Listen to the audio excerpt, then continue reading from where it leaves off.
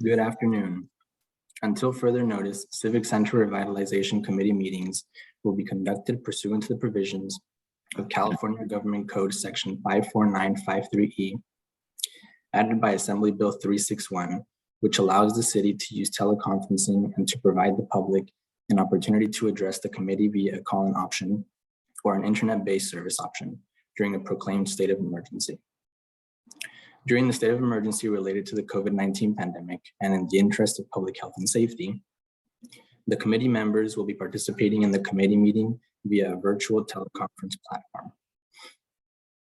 Additionally, the committee is providing a virtual participation option for members of the public.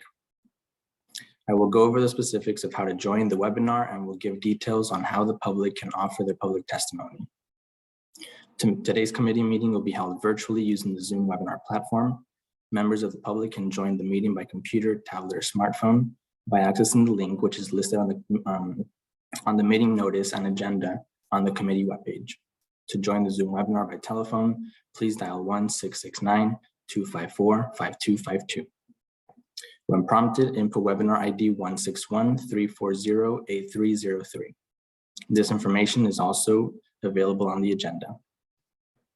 When the chair introduces the item you would like to comment on, you will raise your hand by either tapping the raise your hand button on your computer, tablet, or smartphone, or by pressing *9 on your phone. You will be taken in the order in which you raise your hand. You may only speak once on a particular item. When I indicate it is your turn to speak, I will call you by your name as it appears on the Zoom webinar attendee list, or I will read out the last 4 digits of your phone number if you have called into the meeting. That is how you will know it is your turn to speak. If you have joined the webinar by computer, tablet, or smartphone, you will receive a pop-up notice to select to unmute your device. If you have called the meeting by cell phone or landline, press *6 on your phone to unmute yourself. I will review these instructions briefly again when the public comment period on an item is open. Please wait until the item you wish to speak to has been called before raising your hand to speak. If you raise your hand during a non-comment period, your hand will be lowered. When you are announced as the next speaker, please unmute yourself and offer your comments. Also, please mute the volume on your TV or computer before you begin to speak.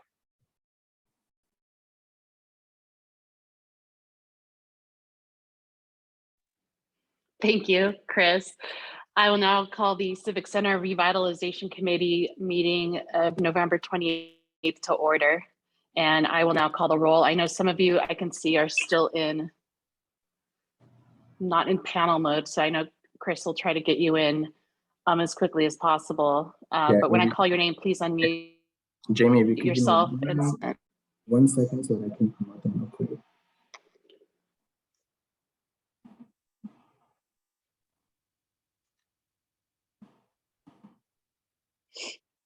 Okay, I think we should be good. Okay. Lori Black. Here. Here. I am obviously here. Jamie Bradford, Bridget Brashear, Betsy Brennan. Here. Mark Cafferty. Here, Jamie, do you hear that? I see you trying to unmute. Julie Coker. I know Carrie's here to give the subcommittee report, it looks like, for Julie. Yes, I'm here. Thank you.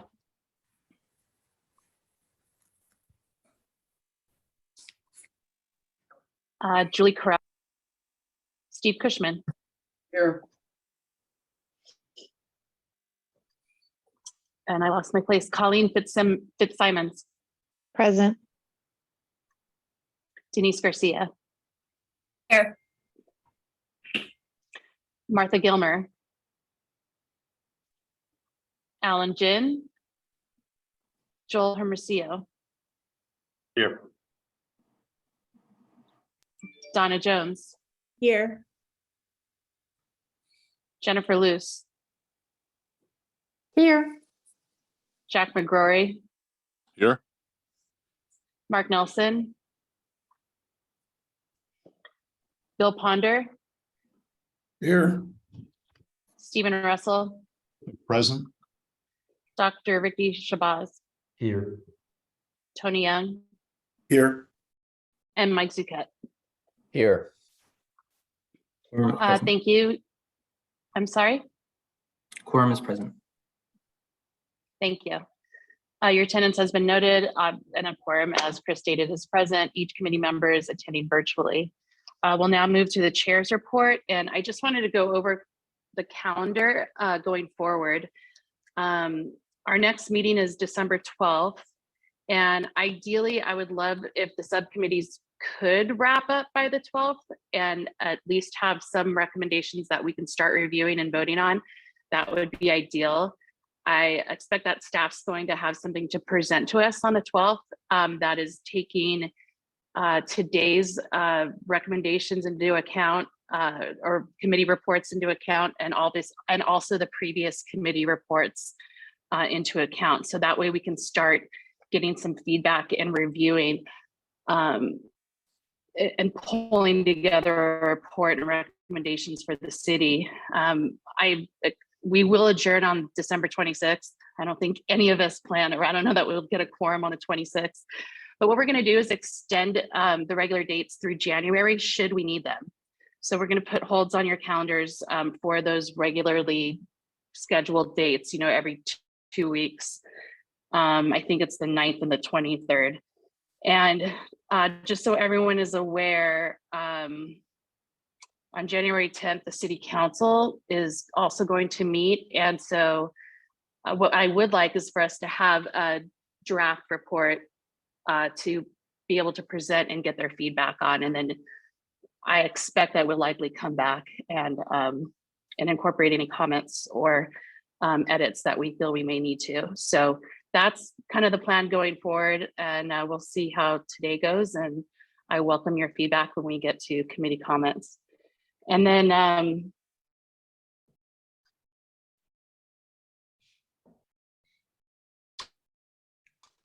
we have a couple of items that the request doesn't that Sandag present to this committee, and we obviously graciously agreed.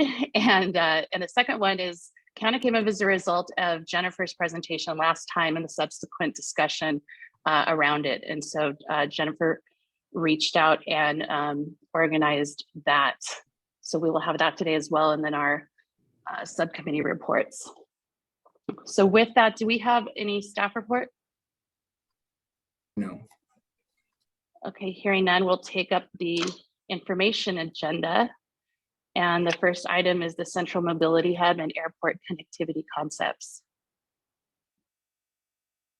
The public comment period for this item is now open. If you have already joined the Zoom webinar online or by phone, please raise your hand if you wish to speak. Members of the public who wish to provide virtual testimony must enter the virtual queue by raising their hand before the queue closes. The queue will close when the last virtual speaker finishes speaking or 5 minutes after the queue has opened, whichever happens first. To raise your hand to speak, select the raise your hand button or press *9. Thanks again, Chris and Hassan. I will turn it over to you. Thank you for being with us today. Thank you. Thank you very much, Chair Bradford. Thank you for inviting us to speak to you today. It's a pleasure to be with you to discuss an important item for San Diego's future. We're excited to be here. We're happy to see the city of San Diego and Mayor Gloria move forward with plans to revitalize this essential piece of the urban core. We have had an exciting 12 months at Sandag. Last November, we delivered the largest infrastructure projects in San Diego's history, $2.17 billion for San Diegans to enjoy. We delivered it on time, on budget, 2 years of which during the most difficult time in recent human history, which is COVID. A couple of months ago, we broke ground in a $2 billion project of the Otay Mesa 2. In that regard, I'm happy to tell you that we received the largest Department of Transportation national grants in the country, $150 million. Secretary Buttigieg was in our region twice last month for Otay Mesa 2 and also for the Los Angeles corridor, which I will be talking about. We look forward to 2023. Specifically, a progress in connecting finally the airport to rail. With the help of the state of California, we are starting in a week the work of moving the track off the bluff. We received $300 million. Thank you, Governor Newsom and the state legislators, President Pro Tem Atkins, for making that happen. And we're about to start the work in the first subway line in San Diego. We call the Purple Line, the People Line, call it what you want, but it will be the first subway line from the border through National City, Chula Vista, Kearny Mesa, connecting to the Los Angeles corridor. So at Sandag, we're delivering for San Diegans. What does this mean, and why are we talking to you today? Our goal is, like we said for the last 3.5 years, at least I said, is to reimagine the future of transportation in San Diego. And yes, we want housing, we want affordable housing, but we also want to be an urban area that's used as an example to the rest of the world. We want to be the second largest city of California truly, and the 8th largest in the country. Adding a line here and a line there and a lane here and a lane there is not going to cut it. I believe what we're talking about today is truly an envisioning, revitalizing, reimagining the future of San Diego, but especially downtown San Diego. So we believe building a central mobility hub is essential to do that. And again, I want to thank Mayor Gloria and the City of San Diego for moving forward in the work of Civic Center and for having this group for us to talk to. I think you're going to hear today from the team why I think this is such an important investment in our region. I want to thank Council President Sean Elliott Rivera and Council President Monica Montgomery for making sure transportation becomes a part of the discussion moving forward. We want you to think about this. I've been in this business for 30-some years. I witnessed many major projects in Los Angeles, many years the connection to the airport of LAX, which is going to open next year, revitalizing downtown, doing LA Life, building major infrastructure projects. I see here in San Diego, we have an opportunity that could come probably in another 100, 200, 300 years. And I ask you to think about the potential.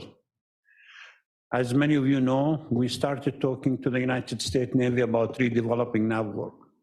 That didn't move forward because many reasons, but also the Federal Air Administration, FAA, would not allow us to tunnel under a one runway airport. So we have a perfect location for building the Central Mobility Hub. And when I say Central Mobility Hub, yes, you talk about housing, retail, but you talk about reimagining. If you visited in New York, drop by Manahan Station and look at how that 54th Street was reformed in New York. Look at how we here have a chance, right here across the street where I'm standing, a chance to make this Civic Center in line with what the mayor and the council and the city want. But we cannot piecemeal it. And we cannot think about just housing and just transportation. We have to think about comprehensive strategy. That's why we call it a central mobility hub. We want to build a hub so that everyone in San Diego region, whether you live in the North Coastal, North Inland, in the South, in the East County, you are guaranteed to get to the airport by rail with one transfer. And I mean high-speed rail. people mover. We need to get with it. Like when you travel to Europe or the Far East and you get out of your plane, you don't have to run to very far to get in a train to get to your destination. We have a lot of work to do, whether it's the trolley on C Street here across the street, whether it's the providing public transportation, housing, fixed rail. You're going to hear today about ideas that, yes, are envisioning a different future. And let me just say it, these ideas are not easy. They're going to take time. They're not going to be cheap. But I ask you to think of this. Is there any project in history that was worth anything that didn't cost a lot of money and took a lot of time? We have a choice here, and I hope you listen to the presentation. I look forward to your question at the end, and with that, I'll turn it to the project director, Ryan Kohak. Thank you, Hassan. Since 2019, Sandag has been working to study the potential of a central mobility hub, a transportation hub that would link together the entire region with a fast, efficient connection to the San Diego airport. We're doing so with two very important and intrinsically linked projects, the Airport Transit Connector and a Central Mobility Hub. The Sandag 2021 Regional Plan is a roadmap to a transformative transportation investments all over our county. At the core of that plan is the Central Mobility Hub to link together these investments and leverage them to create real choices in being able to efficiently and equitably get around the county to the places that people need to go. Also, this region for decades, even with an airport downtown, has lacked an efficient direct connection to the airport. This is something that major cities our size have, and it's something we intend to change. Sandag is working to complete a technical concept evaluation study of the leading options to connect the airport to our regional transit system. We will be presenting this study to the Sandag board in early 2023 and are looking at 3 different types of connections: an automated transit connector, an extension to the MTS trolley system, and enhanced bus service. The study will be looking at the benefits and challenges of the various alignments and technologies. Work to date has shown there are real opportunities for a robust and fast connection from the airport to downtown, 10 minutes from downtown to the airport. Through this process, we've been engaging with stakeholders, including the port, airport, and MTS, and we anticipate kicking off the formal environmental clearance process this spring. In order to get to an airport transit connection project and get it environmentally cleared, shovel-ready, and in the pipeline for federal and state infrastructure funding. The kind of major public project planning and implementation that Sandag does really well. As Hassan said, last year we completed the Midcoast project. In the last several months, we brought $300 million from the state for LoSAN to get that environmentally cleared and start design, and $150 million from the federal government. We want the Airport Transit Connector and the Central Mobility Hub to be the next big project. A Central Mobility Hub in downtown San Diego is important to both the city and the region because we share the same goals. A Central Mobility Hub downtown increases the value of the development rights for the city's land, making increased density in the area possible. This means more housing. A Central Mobility Hub would link the jobs and people downtown to the rest of the region and improve access to important governmental services, including those that support our homeless residents.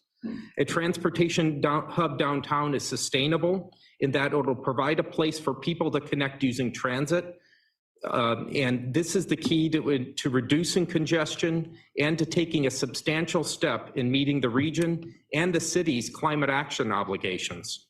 And now I will hand it over to Gordon to show us the possibilities for one vision of how a Central Mobility Hub can inspire real transformation of downtown San Diego.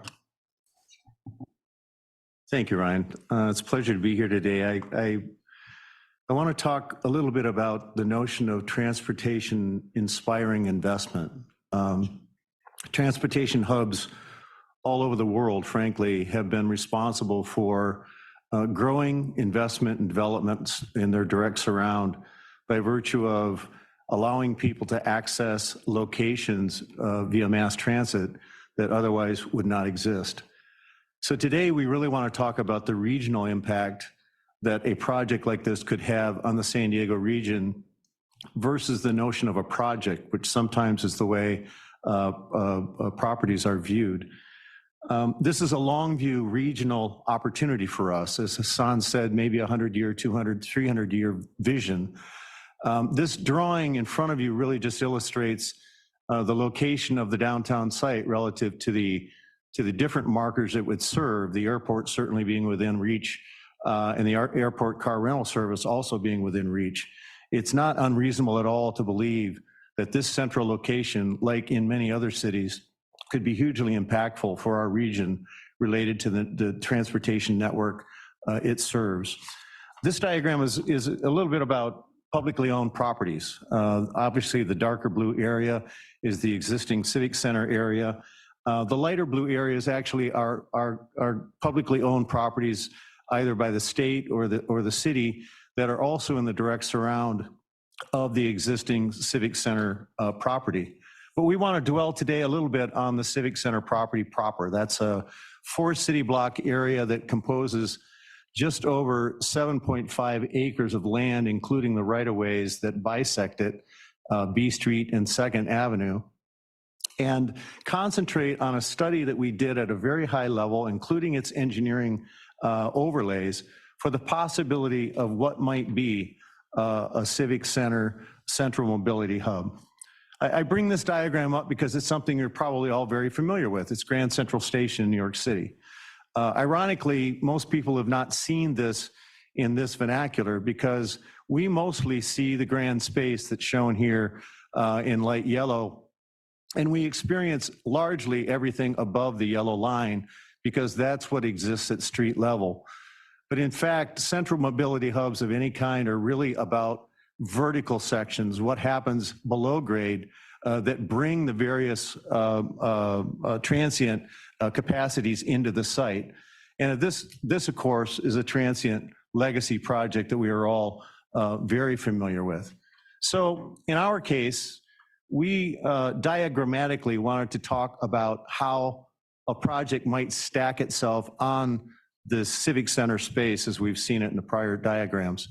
At a negative 40 feet, for example, we could establish a regional rail level. This is where regional rail comes from all over the San Diego County area. Above that, if there could be an airport connection, it might be underground, it might be above ground, but this might be an area where it could work as in addition to the regional bus level that gets buses off the street, brings them into a facility that is earmarked for people's transaction to their next location. And then, of course, the street level, which we are all very much familiar with, the light rail on one side and the street bus route on the other. Ultimately, what that leads to is the ability to create development above it that is separated in a way that can create an amazing public space. So this project is not only about creating a transportation facility, it's about giving something back to our region that the public can experience. This could be a public space that could be housed by a huge garden area on top, which becomes a great civic park in the middle of our town. It could be any number of venues.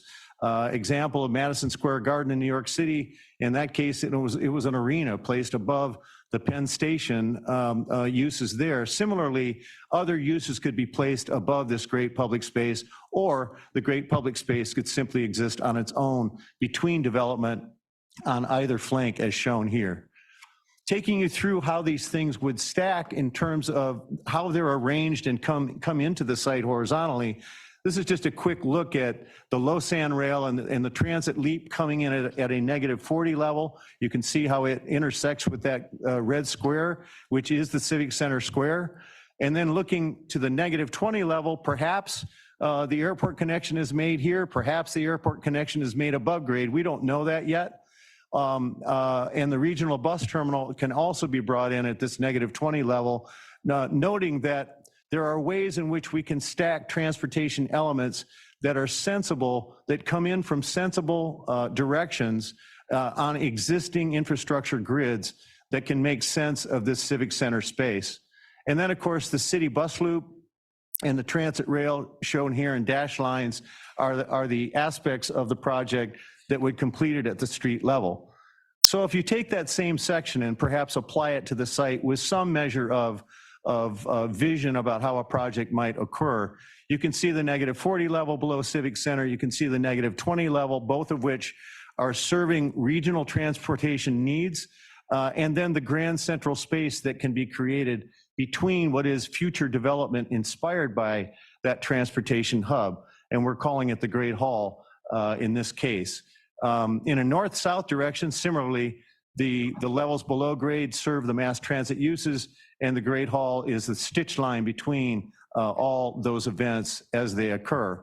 So this great civic space could be a grand hall. It could be any number of things because the majority of the transportation uses are below street level, and they allow the give back of this property for purposes of private development and investment, which we are all anxious to see happen in this downtown area. This could be potentially a project's urban setting within the current existing area. You can see it's connect back to our main street, which is largely Broadway in the east-west direction, seen on the left, and a connection on 2nd Avenue back to the Civic site, as you can see running left to right in this diagram. Street level pedestrian experiences are enhanced.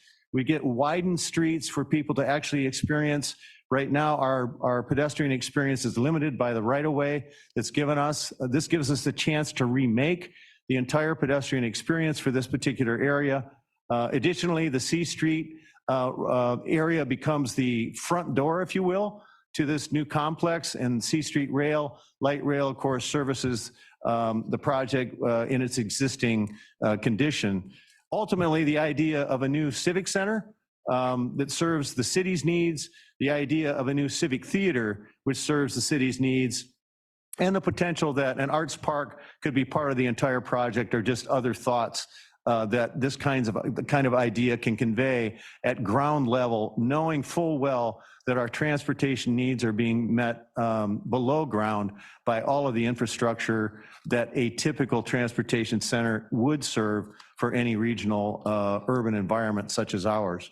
And at the end of the day, we have the ability to create something which is iconic, as seen in this case from Broadway down 2nd Avenue, that remakes the notion of how you see the centeredness of both the government complex and the transportation center and its service to our community.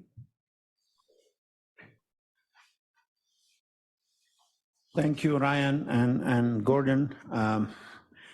Chair Bradford, committee members, as you can see, San Diego doesn't have to just dream about making big things happen. We are doing it. And with your help and with the leadership of Mayor Gloria and the city and the council members, we can make it happen. I want to let you know that as a CEO of this agency, I will offer no apologies for thinking big. And yes, there is people on my board who remind me every meeting that I'm not doing things right because I'm talking about different things than expanding freeways. I will continue to do that as long as I think it's important for this region to talk about it. Obviously, we have big plans and we're making it happen. We've proven to San Diegans that we can deliver billions of dollars, bring billions of dollars from Sacramento and Washington. We have Lausanne in the north, which will bring fast and modernized rail service. We have Otay Mesa East, which guarantees our economic growth with our partners in Mexico. The chamber trip last month, we signed a historic agreement, San Diego and Mexico, to share revenues of that toll station. And this project we are discussing today can provide the central nexus between our big project, north, east, and in the south. Again, I applaud Mayor Gloria for moving forward, for creating this group to give input. I applaud him and applaud the city council for allowing us to think differently. But let me remind you again, in history, these things don't come along often. Imagine San Diego without Balboa Park. And there were cynics at the time who were saying it shouldn't happen. But it happened, and it's a great thing. And this is absolutely a transformational thing that the Mayor Gloria, the city, and Sandag. I want to tell you that as a CEO of Sandag, we have 400 employees who are ready to work, who delivered and will continue to deliver. So help us deliver that vision for San Diego. Thank you, Chair Pratt, first committee members. We're now ready to answer your questions if you have any. Thank you, Hassan, Ryan, and Gordon. We will proceed with public comment. Again, to raise your hand to speak, select the raise your hand button or input *9. When I let you know it is your turn to speak, unmute yourself by either selecting the unmute button or by inputting *6.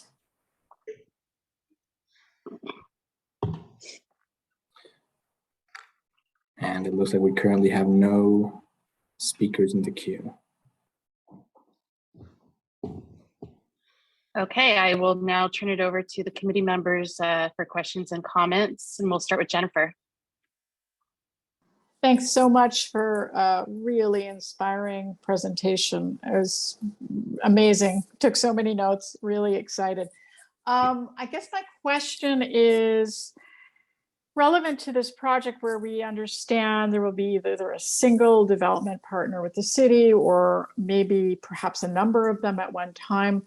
How do we quickly mobilize to make this initiative and this vision a part of that development vision at the same time?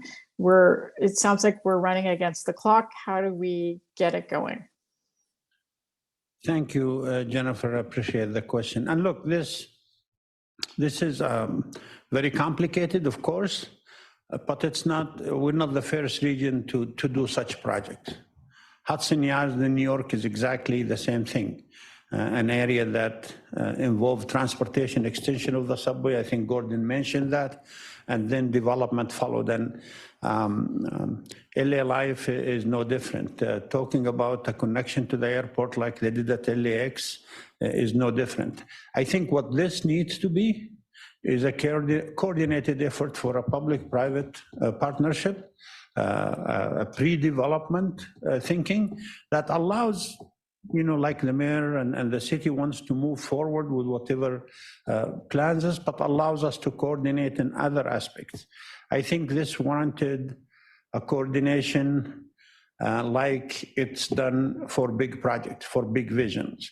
Again, this is not doing a project here and a project there, or housing here and transportation there. This has to be thought of as a master development, like Gordon alluded to, that could actually remake what downtown San Diego will look like. Wonderful. Let's do it. Bill Ponder?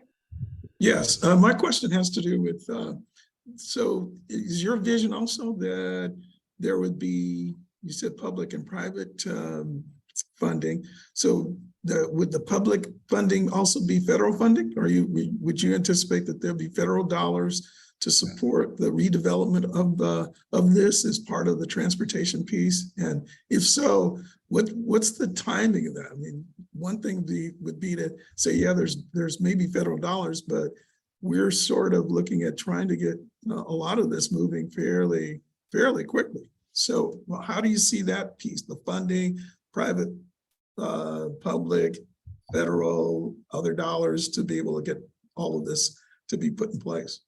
Thank you, Bill. That's a great question. As the name implies, public-private partnership is a partnership. So the public has to put something on the table. Obviously, in this case, as Gordon showed, the land is mostly owned by the public. So that's a value that you can capture. But as to the federal and state funding, as you know, many of the big projects in our region, we just delivered the Mid-Coast, $2.17 billion. $1 billion came from the federal government. $1 billion came from local taxes. Otay Mesa too, almost $2 billion. 50% came from the federal government, 40% came from the state government, and 10% came from Sandag. So our 10% went very far. This is no difference. if we get this environmentally cleared and designed with the way we're thinking about it, this largest in history national stimulus will be actually beginning to have an example of how we invested that money. The largest state surplus, same thing. But again, before we go into funding, we have to agree on the project, on the vision. We have to environmentally clear it and design it. But I have no doubt in my mind that this will be federal and state participation like we did in OTA 2, like we did in the Mid-Coast. But that's a great question. Time is of the essence, of course. If we were to move forward in the transportation portion, the connection to the airport, and clear that environmentally, that allow us to go to the federal government and state government and say, we want to connect to the airport. But as Gordon mentioned, we're talking about bringing not only the people mover, but we're bringing the Amtrak, the coaster, the new line that we're designing, the subway lines, all of that has to be in a central station, so we guarantee everyone in San Diego to be able to come and get to the airport. So a lot of work has to be done, but again, as complicated as is this is probably exciting because its complexity offers many options for us to look at funding options. As to the private sector, we have been in the last 2 years during this work, and we spend maybe $20 million now working on Central Mobility Hub here at Sandag. We learned a lot. We met with the largest P3 companies in the world, not just in the US, in the world. And their interest, especially in San Diego, is tremendous because we do have a great economic future. Unlike my friend Mike Cafferty, who sits in this committee, knows that this region is viewed as a place where people want to do business. We're open for business. I think we can get a lot of funding that way. Jack?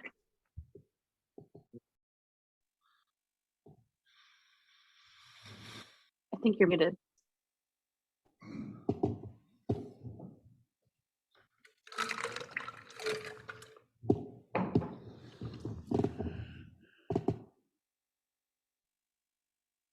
Can anyone, Jack, are you going? And I'm not hearing it. Is anyone else hearing it? No, Okay. he's on mute. No. You're on mute, Jack. I'm going to go to Betsy and come back to you. Thank you, Jamie, and thank you, Hassan and team, for a great presentation. I was just curious, I mean, I know there's been a lot of places that you've been looking at, and curious how you, I mean, is this the place you want to be? Or are you still open to other places downtown? Or how did you come about with this decision? Okay. Or not decision, but location. Yeah. So Patsy, that's a great question. And yes, we have looked at Navor, as you know, extensively, and we signed 2 MOUs with 2 secretaries of the United States Navy, and we did a lot of work there. We looked also at what we call it ITC, that's by the airport. We looked at the port facilities, and we looked at this. And after looking and doing a lot of studies in terms of how do we connect most of San Diego, the 3.3 million people, to the airport, this is an ideal place. Secondly, I think this is one of the few places where 90% of the land is publicly owned. That by itself offers a value that you cannot find somewhere else. How do we capture that value becomes the question. And third, you know, unfortunately, many don't think of this city as a big city, but this is a big city. This is the second largest city in California. And frankly, having a downtown where other than, you know, what we see today, that reflect who we are is really important. And we thought reimagining and re-envisioning downtown is a good place. But we did look at several places, and very soon we're gonna go to the board and pick a project with a location, and you're gonna hear about that. But we did look and spend a lot of money looking for an appropriate. And let me also say that people say, well, you're looking at different places and now all of a sudden this. No project ever moved and ended up where it is today. The Mid-Coast, actually, we spent $20–30 million before we finally said this is the alignment we want to do. So that's the nature of our work. I believe this is an ideal place. And I want to thank Mayor Gloria, City of San Diego for thinking ahead and moving, not just waiting, moving forward. And I hope we can move together as a team to make sure this vision is realized. Thank you. I think Jack is probably signing out and coming back on. Give him a second. Jay, did you have anything to add, or? Steve had a question. Oh, Steve, do you want to go ahead? Yes, fine. Ed? Hassan, thank you. How does this fit with what you were talking about with the Port of San Diego? I thought that's where this was going to be. Okay, so we're still talking to the Port of San Diego, and we're still trying to finalize how the connection to the airport is going to be. Originally, we're thinking maybe we will have the people mover come from Santa Fe to the car rental facility and stop at the Port of San Diego, and maybe build a maintenance facility, which will be needed after we expand the rail at the Port of San Diego. That's studied, discussed, and we're still not finalized whether, but the Port of San Diego was never envisioned as a central mobility hub. It was always envisioned as an enhanced transit station and a maintenance facility. A central mobility hub was never envisioned there, even if we went there. But that discussion is still going on with the port. And we are working with the port, the airport, our transit agencies, all the partners. And, you know, not everybody agrees they agree on overall idea, but nobody agrees where we should be. I think more work and more clearance have to take place. But yeah, the port complex, we're still looking at it. We would need a rail maintenance facility anyway, but the alignment hasn't been finalized. But the Port of San Diego was never envisioned as a central mobility hub. All right, let me send it back to Jay and keep mindful of the time for our next presentation. And Chris, I see Jack under attendees, so he might need to be let back in. And maybe let him ask his question, and then I can maybe wrap up with a comment. Jack should be on now. So can you hear me now? There we go. Yes. Perfect. Well, Hassan, nobody can accuse you of not thinking big all the time, and I appreciate the political courage that it takes. It looks like though you have a lot of options on the table, and this is one of them. Yeah. And you know, I think the charge for our task force and the need for redevelopment in the area where the city cab is right now is important. It's you know, it's got to be a critical priority. Do you have any idea what this vision would cost? Yes, we do. You know, it's in the billions. Of course, this needs to be finalized, but we're talking somewhere between $3 and $4 billion. And again, it's a lot of money.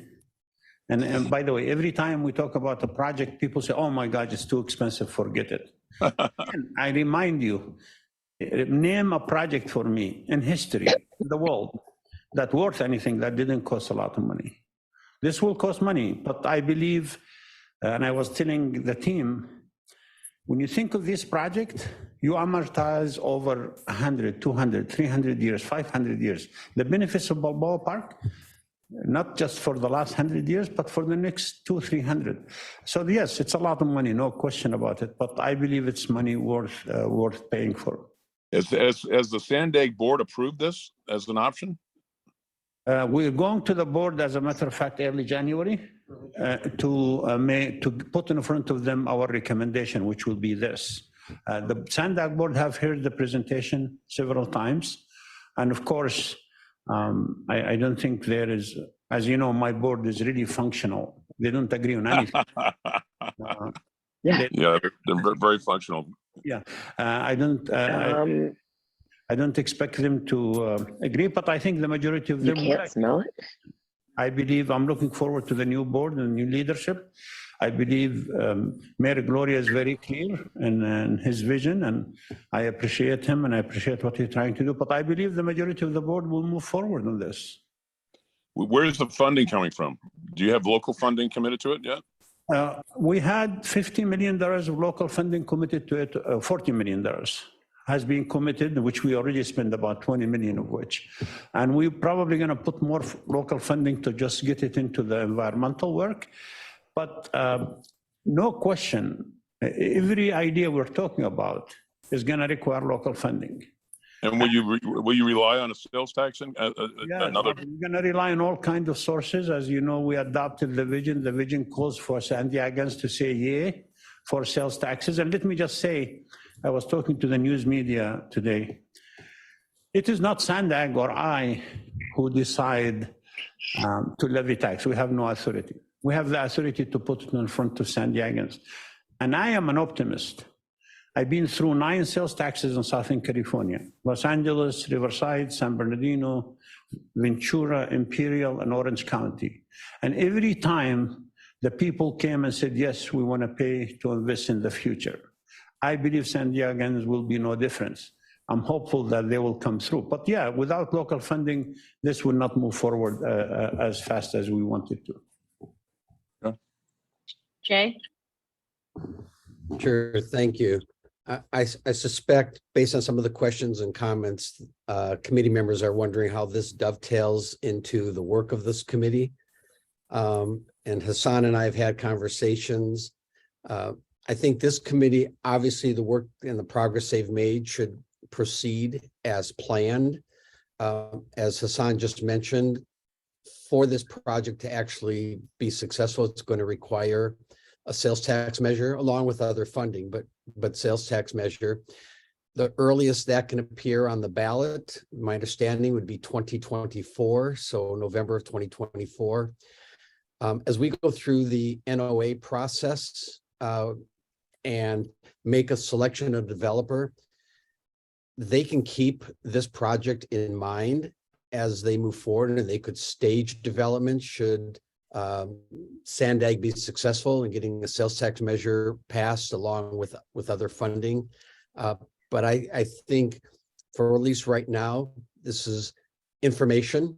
It's something that I've had conversations with Hassan. I know the mayor has, but we want to continue proceeding. I don't think a shovel will hit the ground on this particular project much before 2025, 2026, as we make the selection and negotiate with the developer. They go through the CEQA process and so forth. So one does not preclude the other from happening, but we're on sort of separate but parallel tracks. I agree with everything you said. I would say we have money now to do the notice preparation and get through environmental, and we're going to continue moving forward. And again, I applaud the mayor, Gloria, and the city council and everyone who wants to look at things differently. But, you know, if we get this project to be shovel ready by 25, 26, that's a great success that aligns with everything what the city is trying to do. But I agree with everything you said. Thank you, Hassan and team. Appreciate coming here on short notice and the prep you put into it and the information you've given us. Thank you. No motion is required as this is an information item only. And we are going to move to item 2 now, which is the San Diego Civic Center Competition 2008 Lessons Learned. And I will turn it over to Marty. Thank you for your patience. We ran a little over on that one. We appreciate you being here today. Sure. Can everybody hear me? Yes. Okay, great. And I'm going to point of operations here. Is Chris going to put my presentation up, or should I? I can do that for you, but you can also share your screen. Okay, great. I think if you do it, it could work a little easier and I won't fumble around as much. Okay. So if you could just put up the first slide, I can get rolling. Let me pull it up really quickly.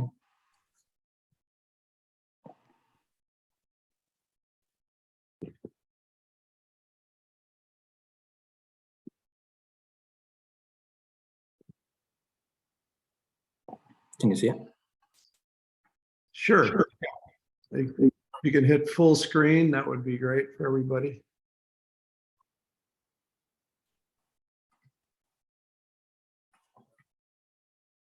Not that it matters, it starts with a title. Well, good afternoon, everyone. Thank you for inviting me to share my thoughts on the 2008 Civic Center effort.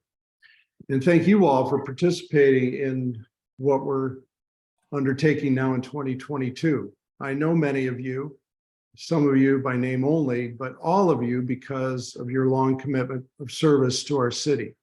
I think Jack and Jay can fact check me on a few things here because they'll probably know more about what happened than I do.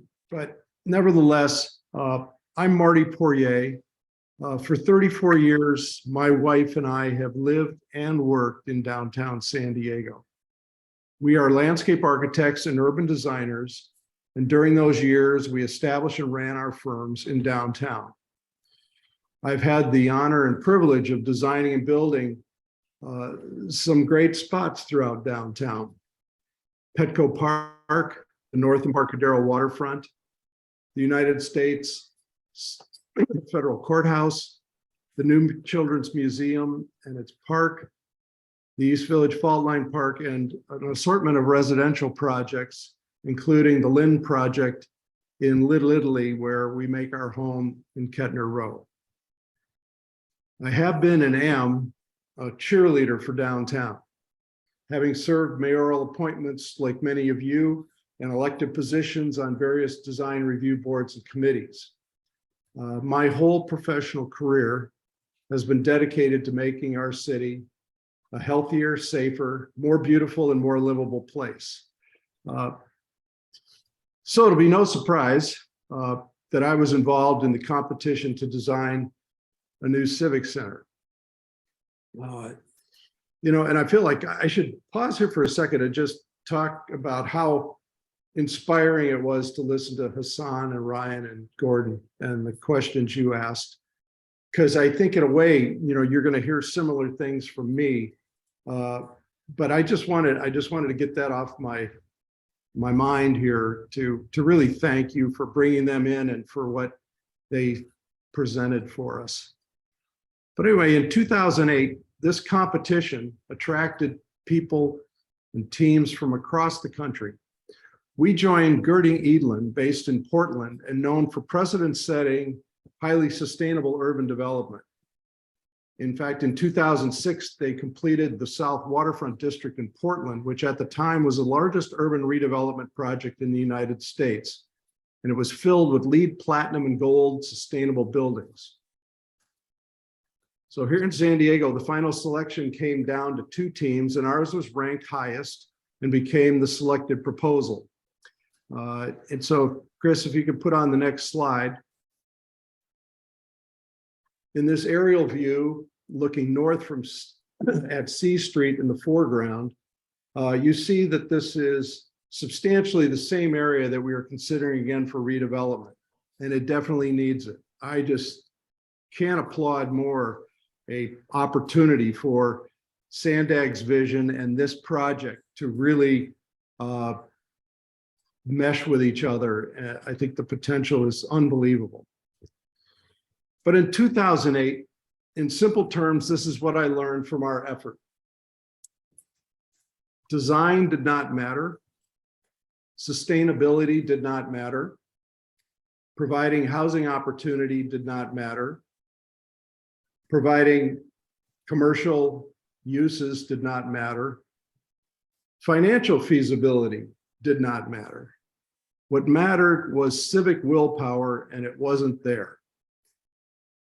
A loud opposing voice on city council got enough people nervous to rattle their confidence. And Chris, the next image.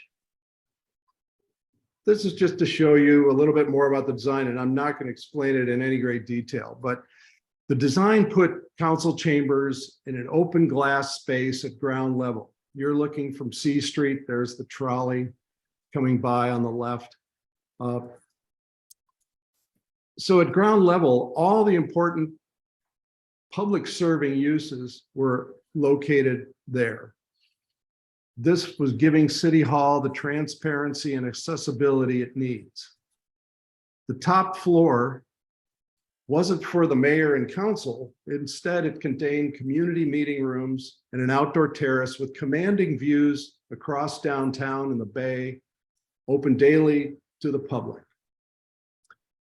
You'll love this one. A bioreactor in the basement tapped into the existing 48-inch sewage line to convert waste to energy. Windmills and solar panels were arrayed on the roofs and walls.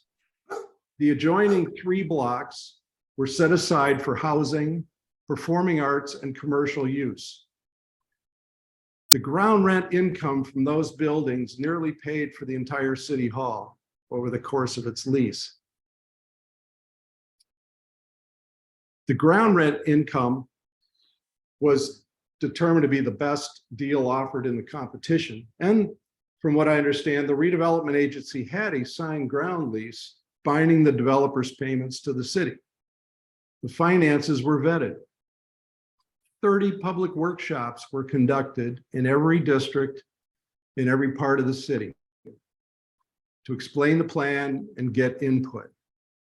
The action to move forward by council did not need a public vote. Yet in a last-minute scramble, it was put on and then pulled off the ballot and died. The proposal for a new civic center excelled at each of the objective criteria, yet failed on the mercurial criterion of leadership. And now I'm going to sound like Hassan. In 1868, City Council voted to set aside 1,400 acres of prime downtown real estate for a city park. No workshops, no Wall Street financial review, just civic leadership overcoming any of the naysayers. And it gave us Balboa Park. Being proud of your city and believing in a better future. Since then, so many have gotten so far down the field, gotten the similarly transformative project to the 1-yard line, only to fumble. Like Hassan, I believe in a bright future for our city and recommend that we should embark on this new effort with very specific goals and commitments for achievement. This committee has the experience and brain power to shape and define those goals. The goals don't need to be watered down. The goals need to be huge. As this earlier proposal suggests, you can get what you want. I think we all bet on San Diego to win when we choose to live here. I know I do. I hope our civic leaders will make the same bet and invest in this much needed effort. We are a large and diverse city. Maybe many of the government services should be deployed geographically to make it easier for people to access. Yet I believe in this great city, San Diego, we so need a great heart and soul at its center in downtown. A new civic center is once again a great idea. Is now the right time? I think so. Let's just make the commitment. That's all that we needed. Thank you very much. Happy to answer any questions. Thank you, Marty. Before that, we'll proceed to public comment.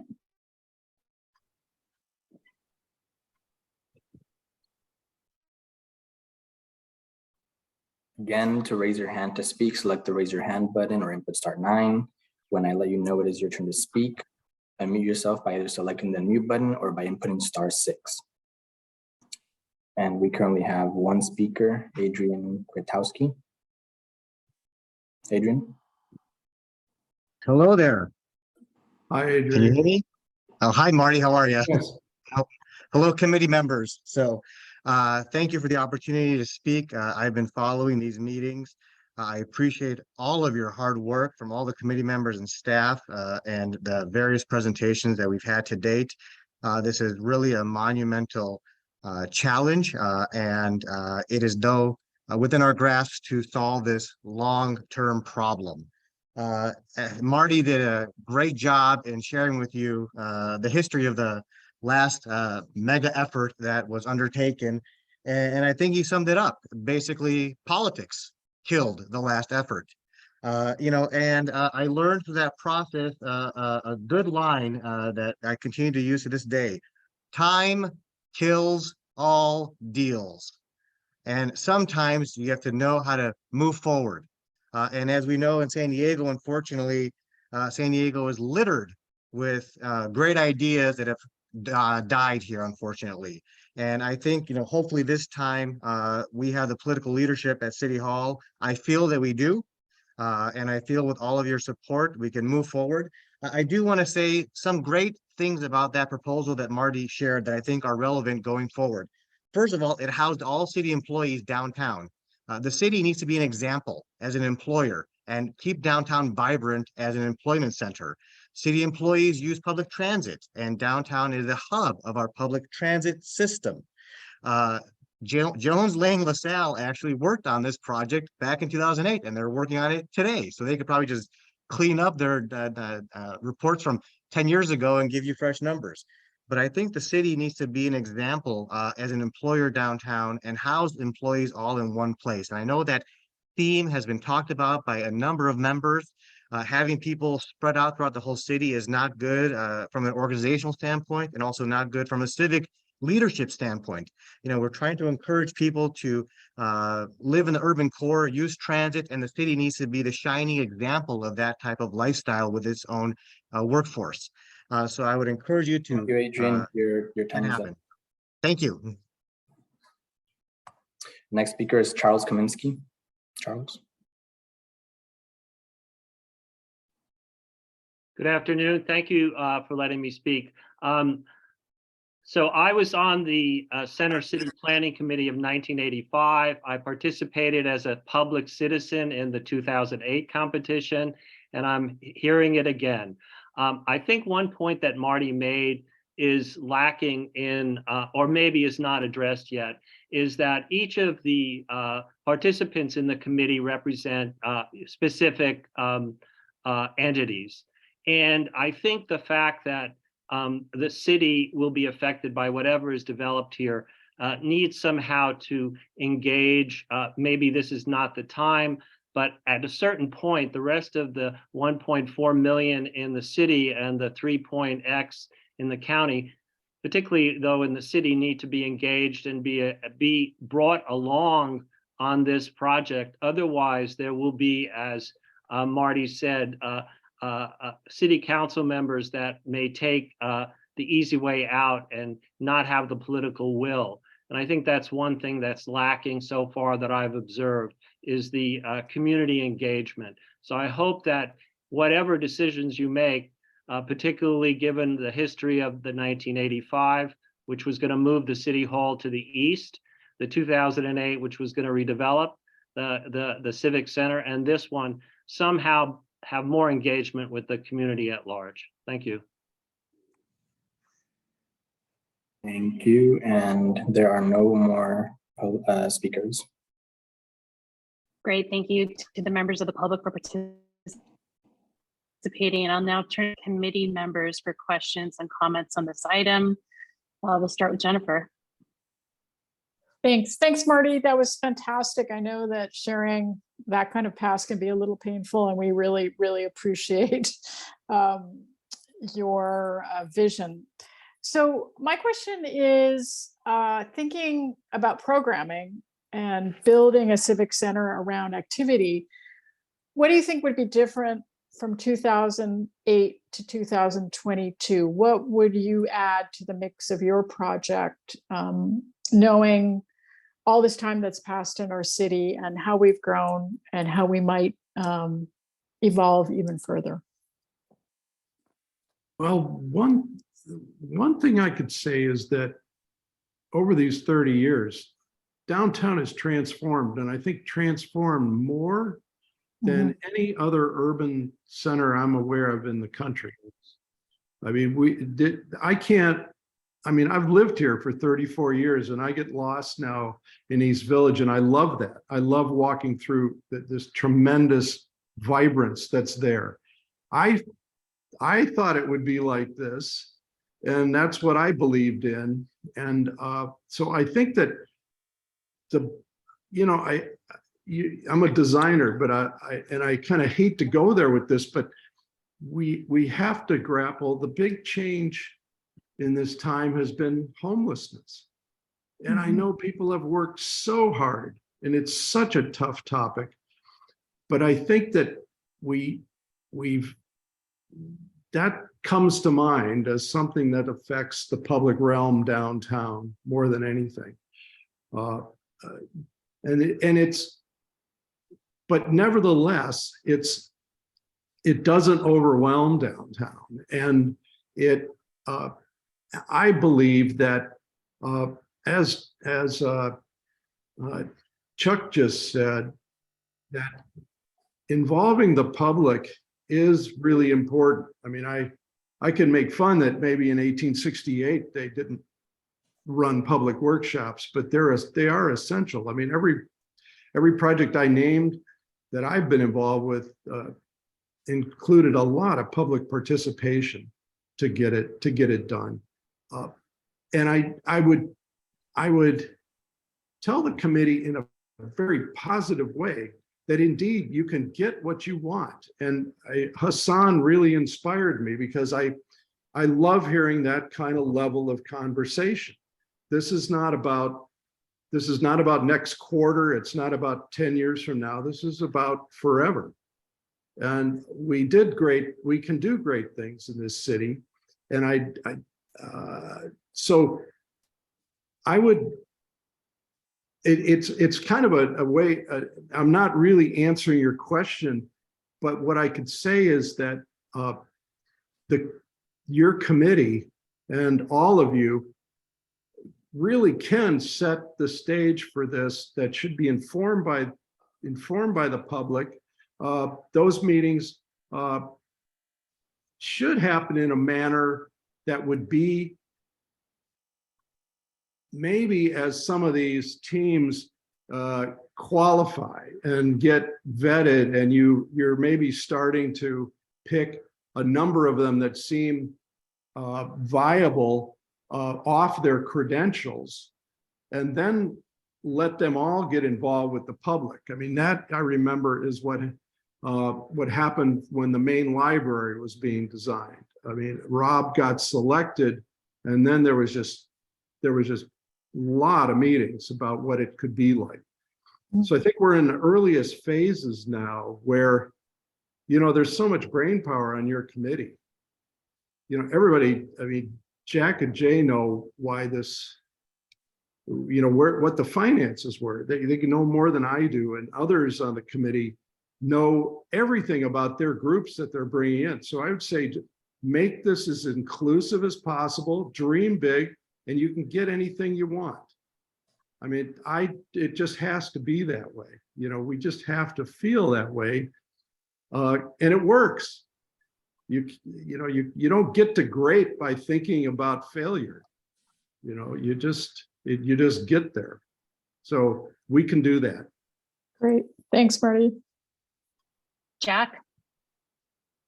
Well, Jennifer just sent me a message, I think last week, Jennifer, saying my walk around the Civic Center was an embarrassment. I mean, and that's what we have there right now. And it is historic embarrassment. Alonzo Horton 100 years ago said, every time somebody comes up with a bold idea in San Diego, the grave diggers come out and they put it in the cemetery.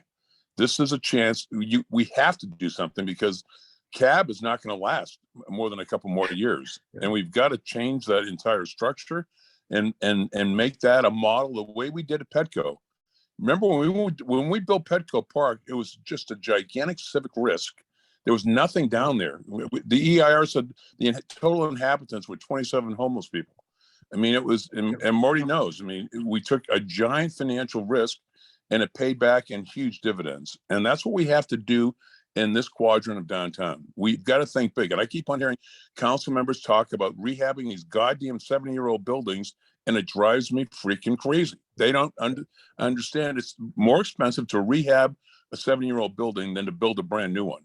And we've got to think big and out of the box. And I just want to keep on saying that. And I staffed Ernie Hahn Senior's Civic Center restructuring project that was just referred to in 1985, and it went nowhere. As soon as it came out publicly, the council approved it. They took a lot of flack for building a gold-plated city hall, and they backed down. And they backed down in 2008. And you can't do it any longer. I mean, that building, cab, is a danger. I mean, it's not inhabitable, and we've got to change it. And we've got 6 blocks to do fantastic things the way we did in East Village with Petco Park, and we've got to think big.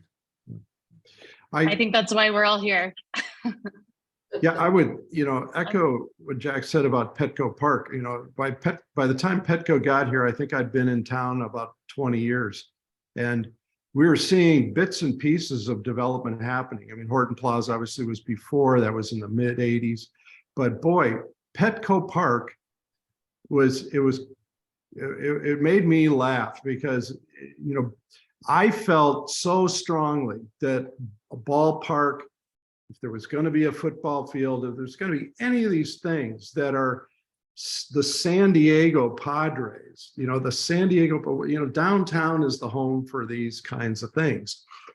So I believed in that. We happened to get to work on the project, and there were even naysayers there that this isn't that. But I think you go downtown to see the ball game, but nevertheless, it did turn the corner. And you just saw, it's almost like developers that like sports just said, hey, look at Padres invested downtown, maybe we should. And it really turned the tide. So these big projects are transformational. They don't just affect the project that's there. It just extends out. And again, I refer back to Hassan's presentation. Wow, yeah, that's the thinking we need. Okay, we'll go to Lori and then go on to committee reports. A couple things very quickly. I'm sorry, I have a little bit of a cold. I first wanted to say how happy I was that this group is meeting with Hassan and their group, because when the municipalities are meeting and talking, we are consolidating the resources that are scarce, and we know what each other is doing. And as a port commissioner, it was very difficult at times with the North Embarcadero Visionary Plan when the county just went off and built their park and in the middle of the North Embarcadero Visionary Plan. So I appreciate that. Sorry. And now this is what happens when you're 64, and I think I forgot no, this was a question for Jack. When you think about all these projects, Jack, and also for Jay, I had no idea that the transit project was in the 2 or 3 or 4 billions. Is it possible financially to take those different revenue streams and apply them in a consolidated opportunity? In other words, if Sandag is looking at creating those monies and going out and potentially putting it on the ballot in 2024 or 2026, is it possible, doable, recommended to also include this project along with that, and then create a vision in conjunction with both large projects?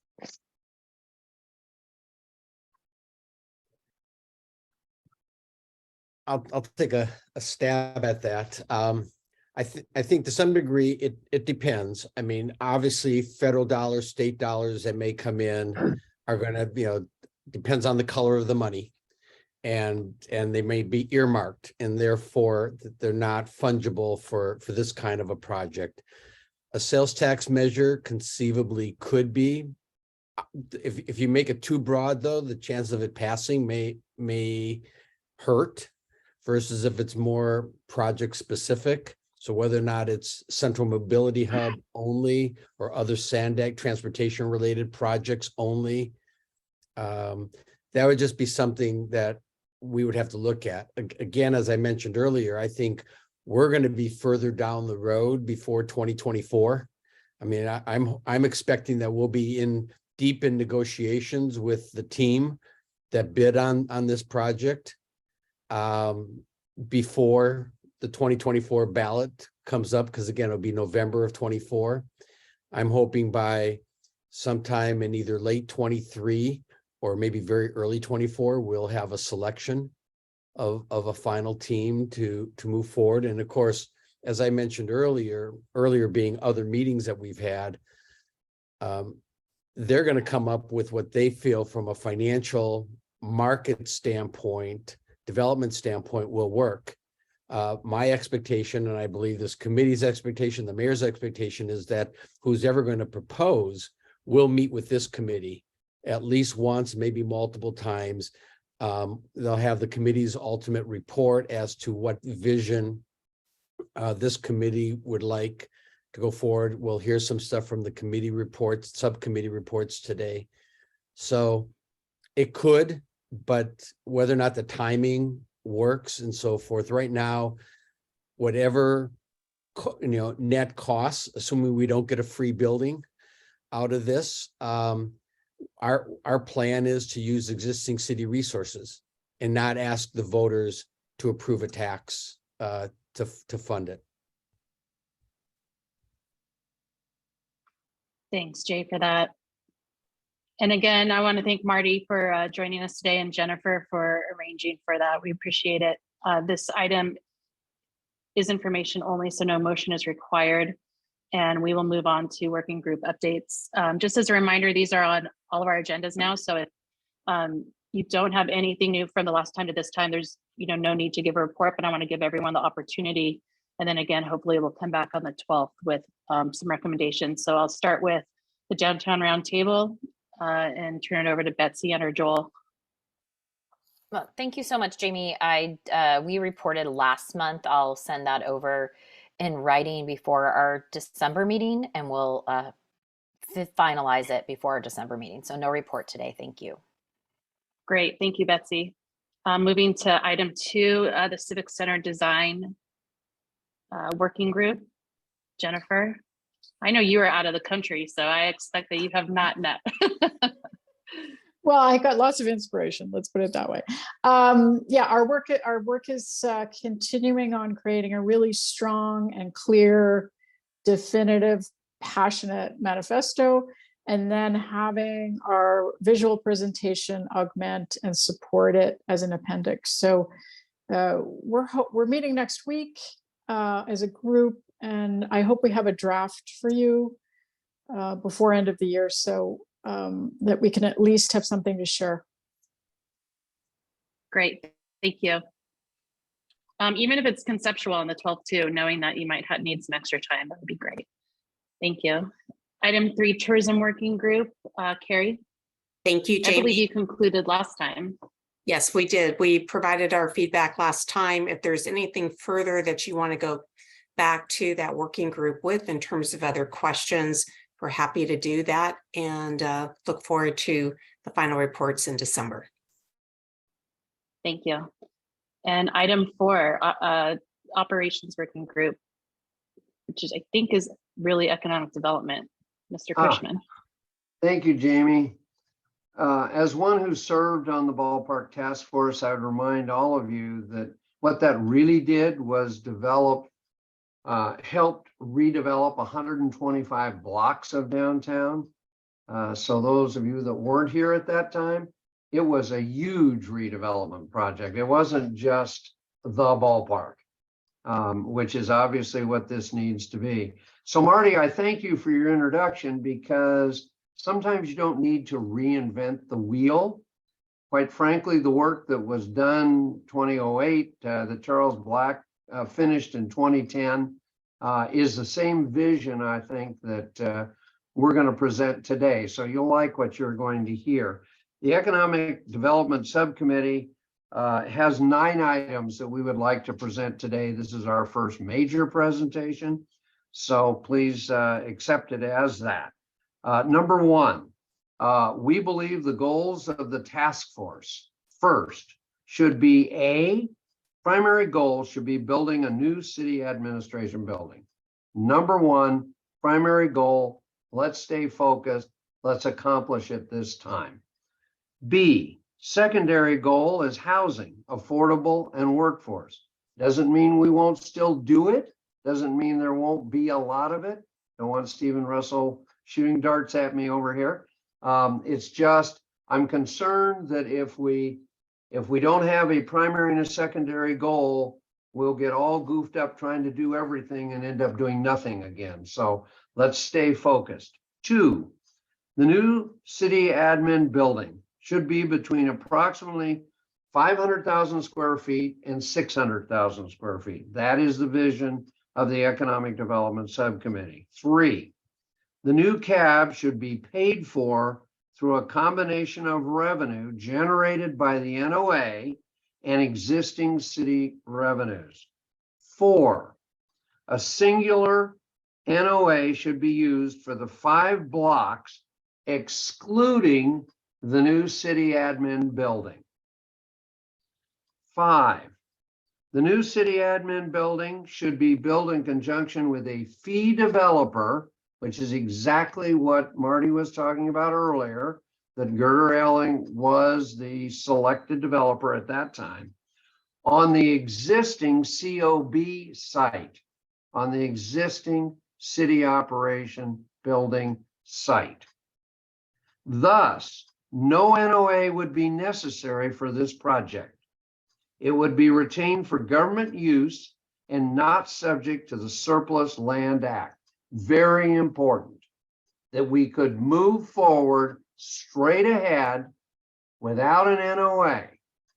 And you heard how the funds would come as a combination there too.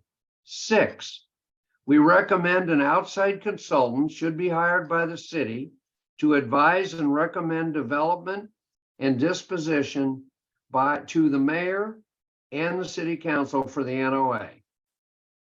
This would work on financing options for their responses, including P3 and other possible structures, including sale and lease options.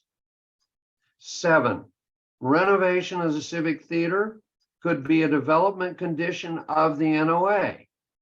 Renovation should be a collaboration with San Diego theaters and local philanthropists, not primarily funded by the developer.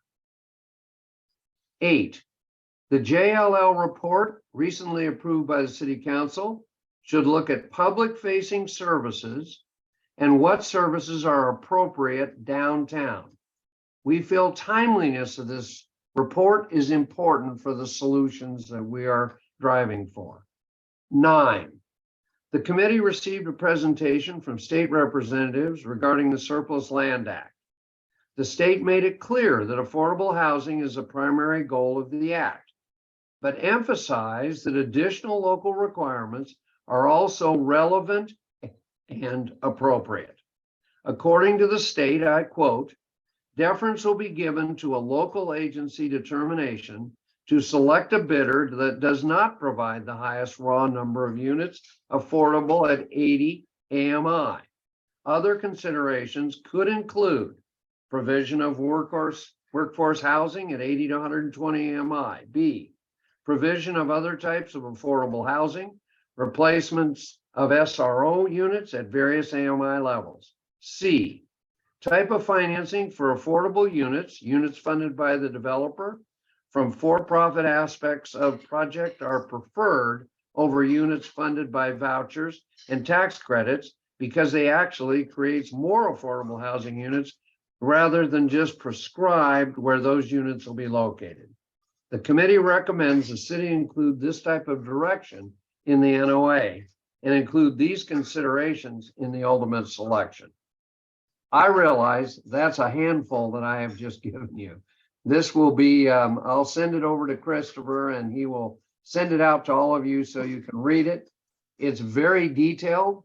The committee of Jack McGrory, myself, Tony Young, with lots of help from Jay and Jessica and Jamie, we believe that these principles that we've laid out to you today could lead us to a successful new city administration building. Doesn't mean the other 5 blocks won't be vibrant, because they will. Out of that NOA will come all of the vibrancy that we are looking for. But it sets our sights firmly straight ahead on getting a new city administration building.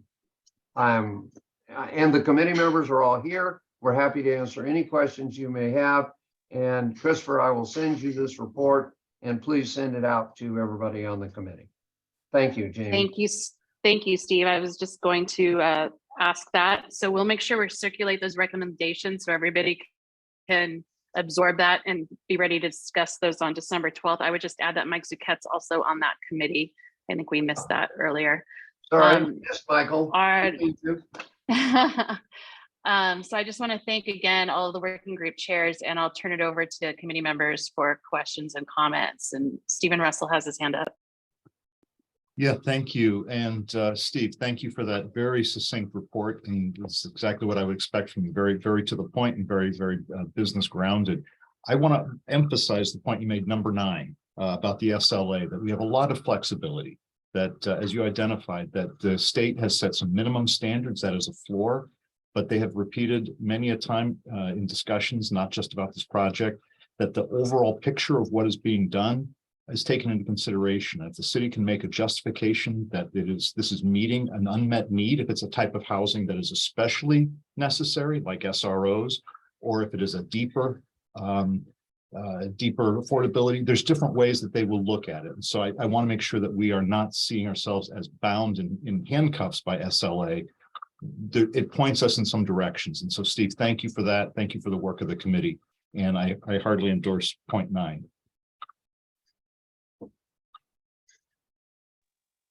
Thank you.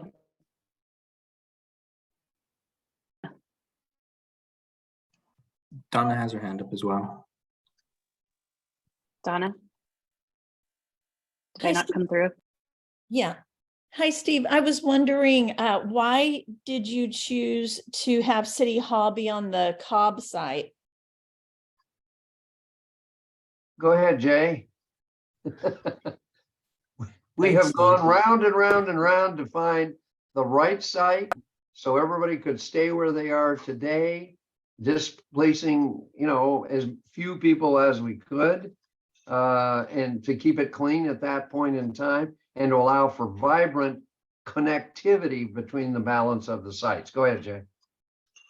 No, I would echo that. I think a couple of things. One is we are currently in the process of trying to find at least temporary space for the people that are in Cobb. So except for the fire station that is there, which obviously is going to have to be relocated, at least on a temporary basis and maybe permanently. It would be a vacant site so that city employees in CCP and in CAB could remain there. We wouldn't have those relocation costs during the construction. I think because it's also off to the side of the 6 blocks, it may make the remaining 5 blocks more valuable because they would have the entire plaza that they could do something with. Depending again what happens then with the Civic Theater. But it just seemed it's not etched in stone, but it seemed very logical to relocate City Hall ultimately on the Cobb site. So Donna, let me just add that what we're trying to do, remember, our job is strategy. We're really not the tacticians here.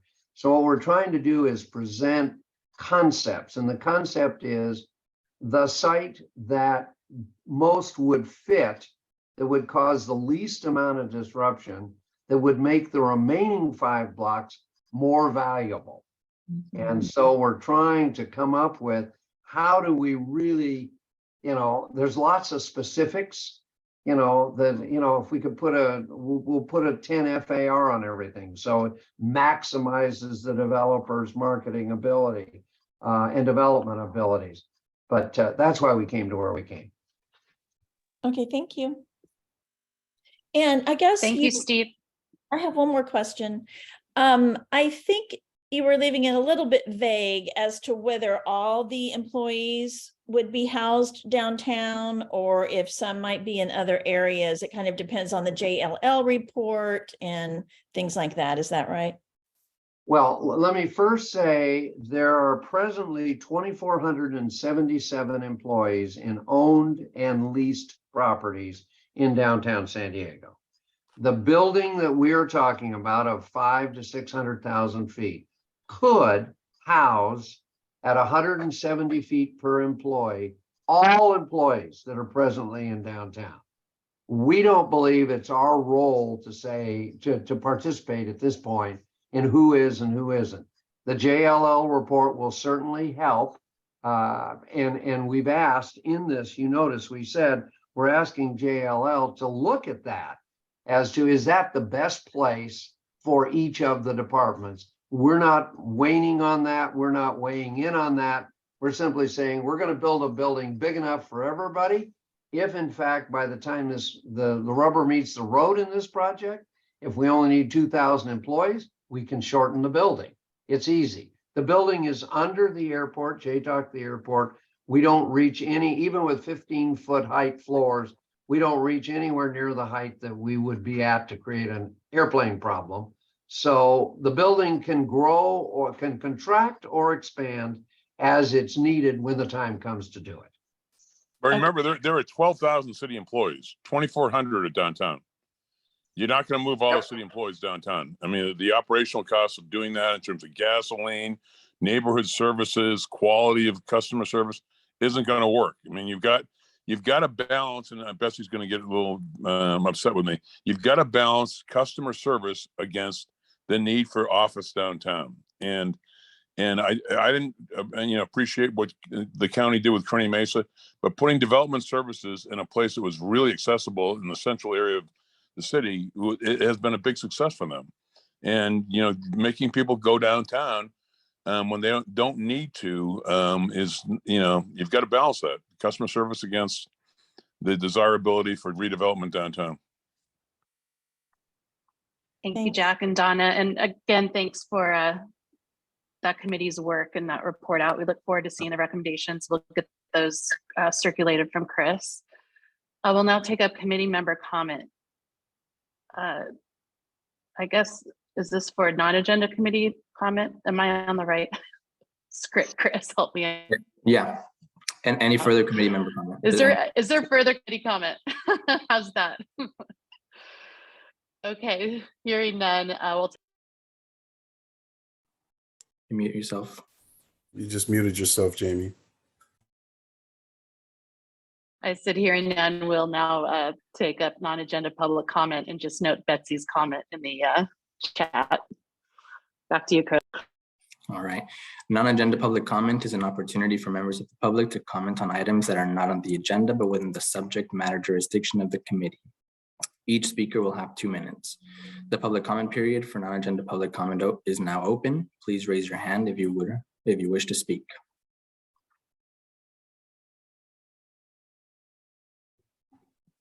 And it looks like there are no speakers in the queue. Okay, thank you.